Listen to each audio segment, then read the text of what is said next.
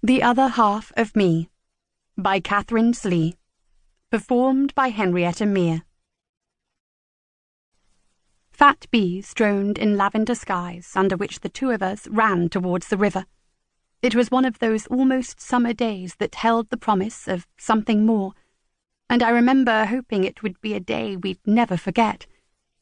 Lucy let go of my hand, slipping between the trees to be covered by all that green.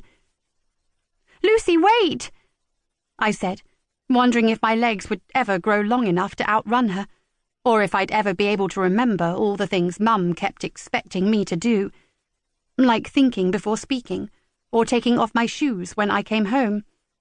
But there were far more interesting things to think about back then, like learning new chords on the guitar, or what it was that had changed about my sister to make people look at her differently. I asked Mum about it, and she said I had no need to be jealous, that my turn would come soon enough. At the time it made no sense, but now I realize that Lucy had morphed from a pretty girl into a strikingly beautiful teenager, with the sort of face you wanted to look at for longer than you should. We were heading for a field beyond the river because Lucy wanted to collect wildflowers and use them to make cards, although she wouldn't admit who the cards were for. I had my suspicions, not least because she kept giggling on the phone with her friends or staring out at nothing at all whenever I asked her a question. How different it all would have been if her first teenage crush was the only thing any of us had to worry about that summer. Traipsing through the woods, I ripped up handfuls of ferns, tossing them over my shoulder and wishing we could go back to when Lucy was happy to play hide-and-seek or help me look for fairies that might live in the trees. She'd even stopped listening to music and would come into whichever room I was in, yelling at me to turn the stereo down. I came out at the narrowest part of the river, where we always used to cross, and that's when I saw her, down by the water's edge, hunched over and clutching at her head. "Lucy?" I called out. "What's happened?" She looked up at me, eyes half rolled back in their sockets, and her fingers frantically tugging at her hair, as if she were trying to rip something out from the inside of her skull. "What do I do?" I said, looking around me in the hope that one of our parents would magically appear. "Lucy, please, tell me what to do."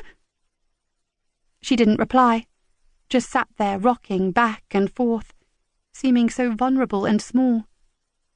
I remember being scared, properly scared, because Lucy always knew what to do, and now it was up to me to figure it out without her. "Where does it hurt?" I crouched down beside her and prized her hands away. In return, she began to moan, twisting her head from side to side and balling her hands into fists that she began pummeling against my chest. "Kite! Kite! Kite!" she said. The words all twisted and turned around, like she was sucking on a sweet as she spoke. "What kite?" I asked, holding her by the wrists and glancing up at the cloudless sky. "I pulled up tomato blue. Go away!" She was staring at me, willing me to make sense of all the mismatched words. "Lucy," I said, suddenly aware that I should not, under any circumstances, panic, even though there was a whole great clot of it at the base of my throat, making it difficult to swallow. "Lucy," I said, hooking my arms under her armpits and helping her to her feet. "I'm going to need you to walk, okay?